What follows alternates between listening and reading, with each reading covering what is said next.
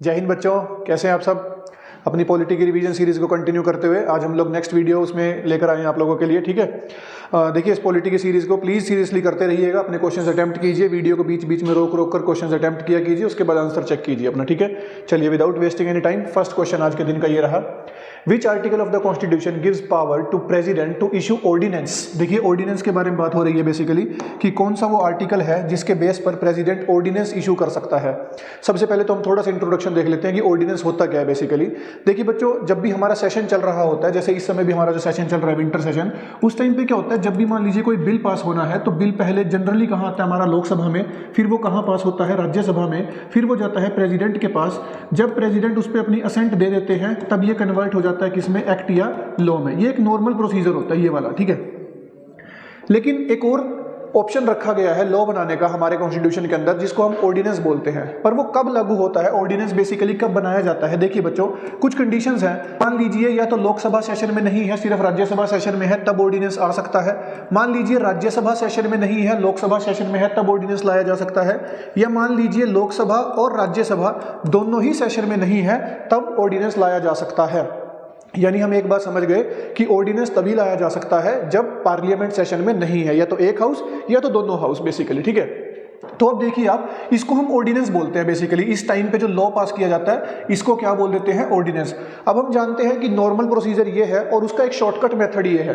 अब क्योंकि ये शॉर्टकट मेथड है तो ये जो लॉ बनाया जाता है ये हमेशा के लिए वैलिड नहीं होता है। हाँ, इस लॉ की पावर उतनी ही होती है जितनी इस प्रोसीजर से होती है, बट ये हमेशा के लिए वैलिड नहीं होता है। ये एक शॉर्ट टर्म सोल्यूशन होता है बेसिकली। ये इमरजेंसी के लिए रखा गया है कि अगर पार्लियामेंट को इमरजेंसी के टाइम पर, मतलब जैसे इमरजेंसी इन द सेंस कि जब सेशन नहीं चल रहा तब कोई कानून बनाना पड़ जाए तो उसके लिए ऑर्डिनेंस रखा गया है। अब देखिए ध्यान से, ये जो ऑर्डिनेंस है ये कितने टाइम के लिए वैलिड रहता है। ये ऑर्डिनेंस वैलिड होता है बच्चों जब तक पार्लियामेंट नहीं आ जाता, अगला सेशन नहीं शुरू हो जाता, उसके बाद 6 हफ्ते तक, मतलब 6 वीक्स टिल री असेंबली ऑफ पार्लियामेंट, तब तक ये जो हमारा ऑर्डिनेंस है वैलिड होता है। जैसे ही हमारा पार्लियामेंट दोनों सेशंस में आ जाते हैं, लोकसभा राज्यसभा, उसके बाद इसको पास करवाना होता है। अगर उसको परमानेंट लॉ बनाना है तो लोकसभा क्या करेगी, उसको परमानेंट लॉ बनाने के लिए दोनों हाउस में उसको पास करवाएगी, लोकसभा में भी और राज्यसभा में भी। ठीक है बच्चों, तो ये होता है ऑर्डिनेंस। तो हमसे डायरेक्टली पूछा गया कि ऑर्डिनेंस मेकिंग पावर किस आर्टिकल के अंदर है। तो जैसा कि हम जानते हैं कि आर्टिकल 112 में तो बजट के बारे में बात होती है, एनुअल फाइनेंशियल स्टेटमेंट के बारे में। देखिए ये वो आर्टिकल है, आर्टिकल 123 बच्चों, जिसके अंदर ऑर्डिनेंस के बारे में बात होती है, जिसमें प्रेसिडेंट को ऑर्डिनेंस मेकिंग पावर दी गई है। अच्छा, इसमें होता क्या ऑर्डिनेंस में, बेसिकली कुछ नहीं कि directly council of minister president के पास बिल लेकर जाएंगे और प्रेसिडेंट उस पर साइन कर देंगे, वो क्या कन्वर्ट हो जाएगा, एक्ट या लॉ बन जाएगा। इसको हम क्या बोलते हैं, इस प्रोसीजर से जो ये बनता है कानून, इसको हम बोलते हैं बेसिकली ऑर्डिनेंस बच्चों। ठीक है, फिर आर्टिकल 54 है, इसमें इलेक्टोरल कॉलेज के बारे में बात होती है प्रेसिडेंट के इलेक्शन के अंदर। एक आर्टिकल 74 है, यहाँ पर काउंसिल ऑफ मिनिस्टर की बात होती है कि हमारा जो प्रेसिडेंट है वो काउंसिल ऑफ मिनिस्टर की एड और एडवाइस पे काम करेगा बेसिकली। ठीक है, तो ये 4 इंपॉर्टेंट आर्टिकल्स हैं, चारों आपको ध्यान रखने हैं। तो फर्स्ट क्वेश्चन का जो आंसर है बच्चों वो क्या है, दैट इज बी, मतलब आर्टिकल 123 के अंदर ऑर्डिनेंस के बारे में बात होती है। ठीक है, चलिए देखते हैं नेक्स्ट क्वेश्चन बच्चों। सेकंड क्वेश्चन है, which one among the following is a fundamental duty of citizens under the constitution of India. तो फंडामेंटल ड्यूटी के बारे में बात की गई है, थोड़ा इजी क्वेश्चन रहेगा। तो इसमें है to provide friendly cooperation to the people of neighbouring countries. ठीक है, ये एक फंडामेंटल ड्यूटी है। सेकंड है to protect monuments of national importance, ये भी एक फंडामेंटल ड्यूटी है। थर्ड है to defend the country and render national services when called upon to do so, ये भी एक फंडामेंटल ड्यूटी है। फोर्थ है to know more and more about the history of India. देखिए ये हमारे कॉन्स्टिट्यूशन में कोई फंडामेंटल ड्यूटी नहीं है हमारी, हालांकि एज अ इंडियन सिटीजन ये हमारी एक वो है, होनी भी चाहिए थी, और एक जनरल नॉलेज के लिए हमें इंडिया की हिस्ट्री के बारे में सब कुछ पता भी होना चाहिए। ठीक है जी, तो ये होनी चाहिए थी बट नहीं है।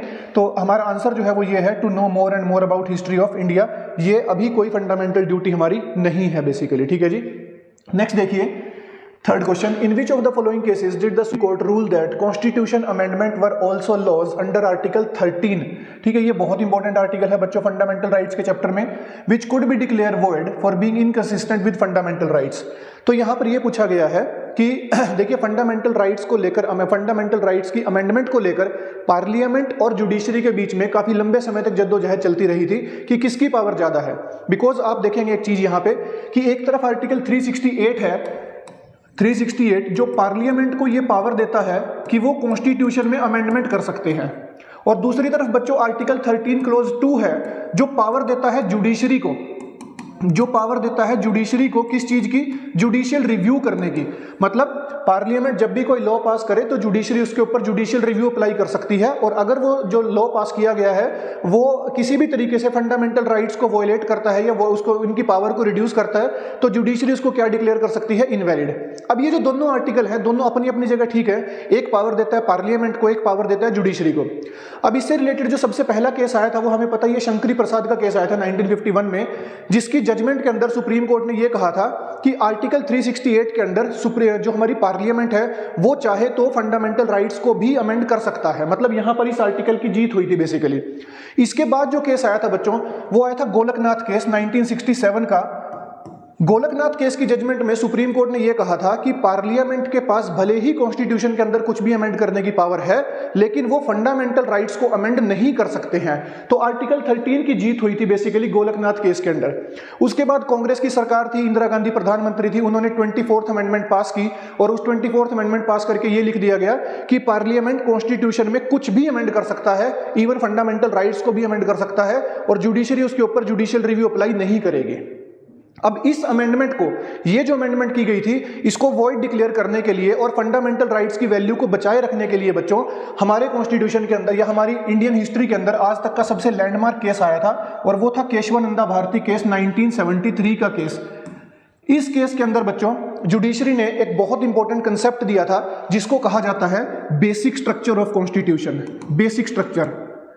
तो जुडिशरी ने इस केस के अंदर यह कहा था कि ठीक है, पार्लियामेंट के पास ये पावर है कि वो कॉन्स्टिट्यूशन में कहीं पर भी अमेंडमेंट कर सकते हैं including fundamental rights, but amendment करते टाइम वो कॉन्स्टिट्यूशन के बेसिक स्ट्रक्चर को खराब या बेसिक स्ट्रक्चर को डिस्ट्रॉय नहीं करेंगे। तो जब ये पूछा गया कि व्हाट इज बेसिक स्ट्रक्चर, तो बेसिक स्ट्रक्चर बच्चों वो नोबल आइडियाज या प्रिंसिपल्स हैं बेसिकली जिनके ऊपर हमारा कॉन्स्टिट्यूशन टिका हुआ है कि ये तो कभी भी नहीं छेड़ने आप लोगों को, इसके अलावा आप चाहे तो कुछ भी अमेंडमेंट कर सकते हो। ठीक है, तो वो केशवानंदा भारती केस ही था जिसके अंदर यह कहा गया था कि आर्टिकल 13 के अंदर जो भी लॉज फंडामेंटल राइट्स को अमेंड कर रहे होंगे उनके ऊपर भी जुडिशियल रिव्यू अप्लाई होगा, और अगर वो बेसिक स्ट्रक्चर को डिस्ट्रॉय कर रहे होंगे तब उस लॉ को क्या डिक्लेयर कर देंगे, इनवैलिड डिक्लेयर कर देंगे बच्चों। ठीक है, तो इस क्वेश्चन का आंसर है केशवानंदा भारती केस। गोलकनाथ केस मैंने आपको बता ही दिया, ये भी फंडामेंटल राइट से रिलेटेड था। मिनर्वा मिल्स केस ये भी बेसिक स्ट्रक्चर से रिलेटेड था बेसिकली, और मेनका गांधी केस हम जानते हैं इंपॉर्टेंट केस है, ये भी ये आर्टिकल 21 से रिलेटेड है। इनको किसी और वीडियो में हम डिटेल में डिस्कस करेंगे, ये केसेस भी इंपॉर्टेंट है बच्चों। ठीक है, एग्जाम पॉइंट ऑफ व्यू से। चलिए जी नेक्स्ट देखिए अब, Which one among the following features of federal system is not found in the Indian political system? ठीक है, इनमें से कौन सा फीचर भारत के पॉलिटिकल फीचर में नहीं है बेसिकली पॉलिटिकल सिस्टम में? तो पहला है ड्यूअल सिटीजनशिप, दूसरा देखिए distribution of power between the centre and the state government, third है सुप्रीमेसी ऑफ कॉन्स्टिट्यूशन, और फोर्थ है authority of the courts to interpret the constitution. अब देखिए ये तो हमारे अथॉरिटी है, सुप्रीम कोर्ट के पास भी है, हाई कोर्ट के पास भी है कि वो कॉन्स्टिट्यूशन को इंटरप्रेट कर सकते हैं, उसको सेफगार्ड कर सकते हैं, उसको अगर पार्लियामेंट कोई भी ऐसा लॉ पास करता है जिससे कॉन्स्टिट्यूशन का बेसिक स्ट्रक्चर खराब होता है तो उसको इनवैलिड डिक्लेयर कर सकते हैं, तो ये है। सेकंड है सुप्रीमेसी ऑफ कॉन्स्टिट्यूशन, तो बिल्कुल हमारा जो कॉन्स्टिट्यूशन है वो सुप्रीम लॉ ऑफ लैंड है हमारा, और उससे ऊपर कोई भी कानून नहीं है देश के अंदर, कोई बॉडी भी नहीं है उससे ऊपर। तो उसके बाद है distribution of power between the centre and the state government, ये भी है हमारे कॉन्स्टिट्यूशन के अंदर कि हमारी जो सेंटर के पास अपने सब्जेक्ट्स है, स्टेट के पास अपने सब्जेक्ट है। हालांकि ये जो डिस्ट्रीब्यूशन है सब्जेक्ट्स का ये इक्वल नहीं है, ये अनइक्वल है, और सेंटर के पास कंसिडरेबली ज्यादा पावर्स है बेसिकली, बट स्टिल ये फीचर हमें देखने को मिलता है। तो ये एक ऐसा फीचर है बच्चों ड्यूअल सिटीजनशिप का जो हमारे कॉन्स्टिट्यूशन में नहीं है। हमारे यहाँ सिंगल सिटीजनशिप का कंसेप्ट है जो हमने ब्रिटेन से उठाया था। सिंगल सिटीजनशिप यानी कि पूरे देश की एक ही नागरिकता होगी बेसिकली, हम इंडिया के सिटीजन्स होते हैं, हमें स्टेट वाइज सिटीजनशिप नहीं मिलती है। ये कंसेप्ट यूएस में चलता है डबल सिटीजनशिप का, हमारे यहाँ सिंगल सिटीजनशिप का कंसेप्ट है बच्चों। ठीक है, चलिए चलते हैं नेक्स्ट क्वेश्चन पे। फिफ्थ क्वेश्चन है which among the following acts were repealed by the article 395, article 395 of the constitution of India. देखिए हम जानते हैं कि हमारा जब कॉन्स्टिट्यूशन लागू हुआ था वो डेट कौन सी थी, 26 जनवरी 1950। 26 जनवरी 1950 को हमारा कॉन्स्टिट्यूशन लागू हो गया था, जिसको हम क्या बोलते हैं, date of enforcement. Date of enforcement या रिपब्लिक डे सेलिब्रेट करते हैं हम इस तारीख को। तो ये पूछा जा रहा है कि आर्टिकल 395 के बेसिस पर जो लास्ट आर्टिकल था उस समय, क्योंकि हम जानते हैं जब हमारा कॉन्स्टिट्यूशन लागू हुआ तो उसमें टोटल कितने आर्टिकल्स थे, तो वो 395 थे। तो जो 395 आर्टिकल था उसके बेसिस पर इनमें से कौन कौन सा एक्ट रिपील कर दिया गया था उसके बारे में बात की जा रही है।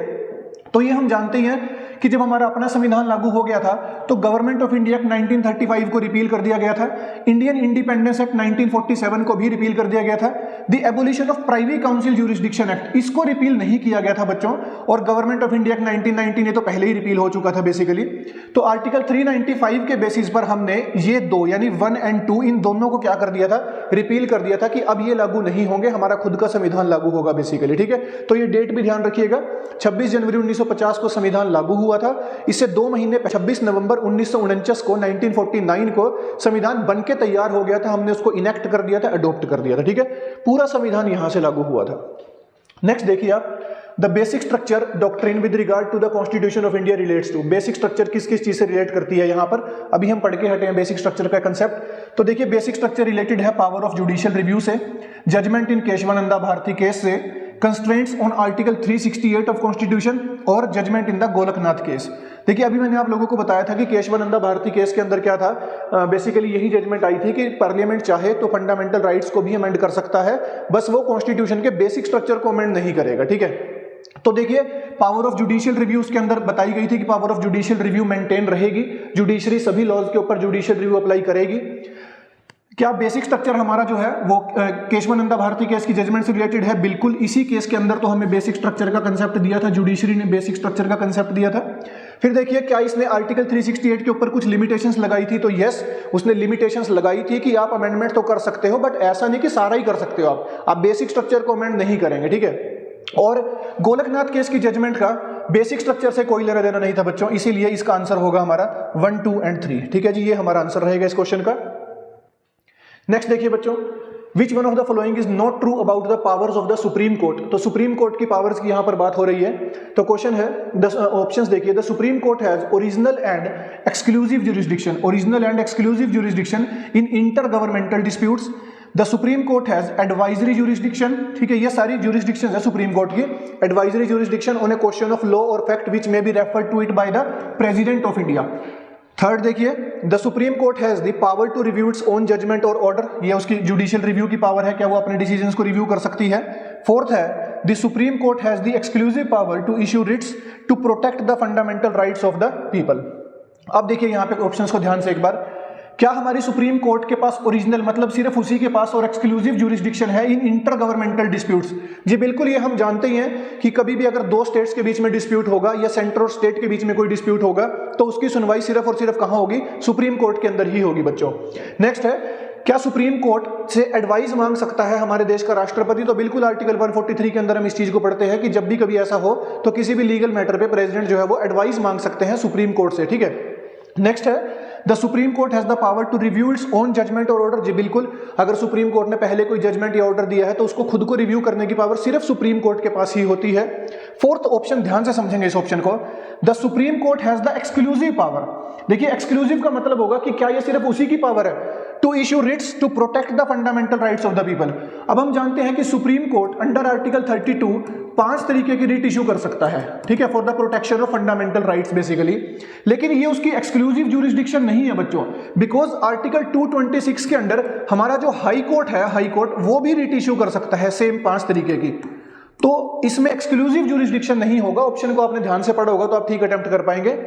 ये सुप्रीम कोर्ट का एक्सक्लूसिव ज्यूरिसडिक्शन नहीं है, बिकॉज रिट इशू करने की जो पावर है, रिट इशू करने की पावर, ये अभी हमारे देश में 2 कोर्ट के पास है, सुप्रीम कोर्ट और हाई कोर्ट। क्लियर है बच्चों? तो ये ध्यान रखना है आप लोगों ने। तो इसका आंसर हो गया डी। चलिए जी नेक्स्ट क्वेश्चन देखते हैं।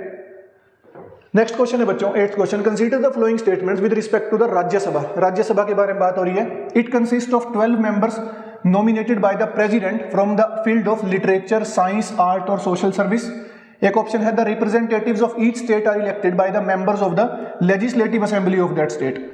तो जैसा कि हम जानते ही हैं कि राज्यसभा जो है ये अपर हाउस है हमारा, जिसकी टोटल स्ट्रेंथ है 245 में से बच्चों 233 मेंबर्स एक तरफ, 12 ये जो मेंबर्स होते हैं, 12 ये क्या होते हैं? नॉमिनेटेड मेंबर्स हैं, ये नॉमिनेटेड, और इनका नॉमिनेशन कौन करता है? नॉमिनेटेड बाय प्रेसिडेंट, जिसके लिए ये 4 फील्ड दी गई है, लिटरेचर, साइंस, आर्ट और सोशल सर्विस। तो ये ऑप्शन तो हो गया ठीक। फिर बात कर रहा है कि ये जो रिप्रेजेंटेटिव्स हैं ईच स्टेट के और यूटी के, ये वाले क्या इनको लेजिस्लेटिव असेंबली के मेंबर्स इलेक्ट करते हैं, मतलब स्टेट की विधानसभा के मेंबर्स इलेक्ट करते हैं? तो बिल्कुल जैसा हम जानते हैं कि इन मेंबर्स के लिए हमारे देश में क्या होते हैं, इनडायरेक्ट इलेक्शंस होते हैं, इनडायरेक्ट इलेक्शंस। इनडायरेक्ट इलेक्शंस में वोटिंग कौन करता है इनके लिए, तो उस स्टेट के एमएलए, कि जिस भी स्टेट से राज्यसभा का एमपी चुनना होगा तो उस स्टेट के एमएलए ही वोट डालते हैं बेसिकली इसके अंदर, ठीक है बच्चों। तो ये बात ध्यान रखनी है आपने। तो यहां पर ये सेकंड ऑप्शन भी ठीक हो गया, तो इसका आंसर होगा बोथ 1 और 2। क्लियर होगी ना बात। राज्यसभा की टोटल सीटें बता दी, नॉमिनेशन 12 सीटों पर होता है, 233 इनडायरेक्टली इलेक्टेड होते हैं मौजूदा समय में, ये बात ध्यान रखनी है आप लोगों ने। चलिए नेक्स्ट क्वेश्चन देखते हैं। In the elections to the provincial legislature in 1937, कि 1937 में जो स्टेटों के चुनाव हुए थे इन ब्रिटिश इंडिया, उसमें से ऑप्शंस दिए गए हैं। Only about 10 to 12% of the population had the right to vote, the untouchables had no right to vote, the Congress won an absolute majority in 5 out of 11 provinces, ये शब्द important है, absolute majority. The Muslim League won more than 80% of the seats reserved for Muslims. तो हमें बताना है select the correct answer, correct statement कौन कौन सी है ये बताना है। देखिए 1937 के जो जनरल इलेक्शंस हुए थे ना बेसिकली, वो बहुत बड़ा टर्निंग पॉइंट था इंडियन हिस्ट्री में, इंडियन इंडिपेंडेंस को लेकर भी। उसमें जो प्रोविंशियल ऑटोनॉमी का क्लोज था ना, जिसमें प्रोविंसेस को ऑटोनॉमी दे दी गई थी, वो बहुत बड़ा टर्निंग पॉइंट था इंडियन इंडिपेंडेंस या इंडियन फ्रीडम स्ट्रगल के अकॉर्डिंग बेसिकली बच्चों, ठीक है। तो देखिए क्या था, only about 10 to 12% of the population had the right to vote, ये बिल्कुल ठीक बात है। The untouchables had no right to vote, ये गलत है, अनटचेबल्स को भी वोटिंग राइट दिए गए थे बेसिकली। फिर है the Congress won an absolute majority in 5 out of the 11 provinces. अब देखिए ये भी स्टेटमेंट गलत है बेसिकली, क्योंकि हाँ ये भी स्टेटमेंट ठीक है आपकी। एब्सोल्यूट मेजोरिटी का मतलब क्या होता है, जहां पर उन्होंने कंप्लीट सरकार बनाई हो। देखिए 11 प्रोविंसेस थे टोटल, 11 में से सरकार तो कांग्रेस ने 8 में बनाई थी, 3 में बनाई थी मुस्लिम लीग ने, 3 में बनाई थी मुस्लिम लीग ने, 8 में बनाई थी आईएनसी ने। लेकिन इन 8 में से ना 5 में से ही कांग्रेस को एब्सोल्यूट मेजोरिटी मिली थी, एब्सोल्यूट मेजोरिटी, जहां उसने अकेले सरकार बना दी थी। बाकी 3 में उन्होंने कोएलिशन की सरकार बनाई थी, ठीक है। तो ये बात ध्यान रखने वाली होगी बेसिकली। और फिर है the Muslim League won more than 80% of the seats, तो ये ऑप्शन गलत है बच्चों। तो इस क्वेश्चन का आंसर हो गया 1 and 3 ओनली, ठीक है, 1 and 3 basically C option answer रहेगा इस क्वेश्चन का, कि एक 10 से 12% लोगों को वोटिंग राइट थे और कांग्रेस जो है वो एब्सोल्यूट मेजोरिटी मिली थी 5 प्रोविंसेस में। ध्यान रखना शब्द एब्सोल्यूट मेजोरिटी दिया गया, अगर वो सिर्फ मेजोरिटी डालता तब ये ऑप्शन गलत हो जाता, बिकॉज फिर 8 में मेजोरिटी थी इनके पास बेसिकली, ठीक है। तो ये बात ध्यान रखनी है आप लोगों ने। चलिए नेक्स्ट क्वेश्चन देखते हैं। The function of the pro term speaker, अब यहां पर प्रो टर्म स्पीकर की बात हो रही है कि उसका फंक्शन क्या होता है। Conduct the proceedings of the house in the absence of the speaker, oath of the members, officiate as speaker when the speaker is unlikely to be elected, or only check if the election certificate of the members are in order। देखिए अगर आप लोगों ने पढ़ रखा है pro term speaker को, तो आप आसानी से इस क्वेश्चन का आंसर दे सकते हैं। होता यह है कि जब हमारी लोकसभा के 5 साल पूरे हो जाते हैं, तो लोकसभा के 5 साल पूरे होने के बाद क्या होता है, जो हमारा स्पीकर होता है ना, वो अपना ऑफिस वैकेट नहीं करता है। जैसे ही नई जो लोकसभा होती है वो चुन ली जाती है, नई लोकसभा की इलेक्शन हो गया, वो चुन ली गई है, उसके बाद क्या होता है कि कुछ टेम्परेरी टाइम पीरियड के लिए एक प्रो टर्म स्पीकर चुन लिया जाता है, बिकॉज जो पुराने वाला स्पीकर होता है वो अपना ऑफिस खाली कर देता है। तो ये जो स्पीकर अभी कुछ समय के लिए चुना जाता है बेसिकली, उसको बोला जाता है प्रो टर्म स्पीकर। और इसका काम क्या होता है कि जो नए मेंबर्स चुनकर आए हैं ना, इनको शपथ दिलवाना बेसिकली, ताकि फिर वो हाउस की प्रोसीडिंग्स में हिस्सा ले सके, उनको वोटिंग राइट्स मिल जाए, ठीक है। तो प्रो टर्म स्पीकर का काम क्या होता है बेसिकली, ओथ ऑफ मेंबर्स का शपथ दिलवाने का काम होता है बच्चों, ठीक है। नेक्स्ट देखिए आप 11th question, consider the following statement. The chairman of the council of state, Rajya Sabha की बात हो रही है बेसिकली, और speaker of the house of the people, यहां लोकसभा की बात हो रही है, और person acting as such shall not vote at any sitting of either house of parliament और joint sitting of the house in the first instance, but shall have and exercise A casting vote in the case of an equality of vote, ठीक है। और second option देखिए, a person is qualified to fill a seat in the council of state, दोबारा राज्यसभा की बात हो रही है, और the house of people, Lok Sabha की बात हो रही है, if he is not less than 25 years of age.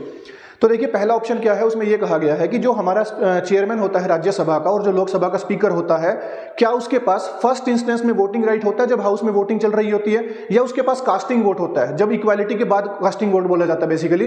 तो हमें ध्यान रखना है कि फर्स्ट इंस्टेंस में वोटिंग राइट नहीं होता है, उनके पास क्या होता है, कास्टिंग वोट होता है। वो बाद में वोट डाल के उसको एक तरफ कर सकते हैं, बिल को पास या फेल जो भी करना होगा उस बिल को बेसिकली, ठीक है। तो फर्स्ट ऑप्शन तो हमारा ठीक है। सेकंड देखिए कि क्या राज्यसभा का मेंबर बनने के लिए और लोकसभा का मेंबर बनने के लिए 25 साल एज चाहिए, तो ये गलत है। लोकसभा का मेंबर बनने के लिए तो 25 साल एज चाहिए, बट राज्यसभा का मेंबर बनने के लिए कितनी एज चाहिए, वो है 30 साल, दैट इज 30 इयर्स बच्चों, ठीक है। तो इनमें से कौन सा ऑप्शन ठीक हो गया, ओनली 1। क्लियर होगी बच्चों। थोड़े से कंफ्यूजिंग क्वेश्चंस को ध्यान से किया करो, आराम से स्टेटमेंट को पढ़ के मतलब समझा करो, उसके बाद आगे पढ़ा करो। नेक्स्ट देखो, according to the constitution the Lok Sabha must meet at least, तो कॉन्स्टिट्यूशन में क्या कहा गया है कि लोकसभा कम से कम कितनी बार मिलनी चाहिए?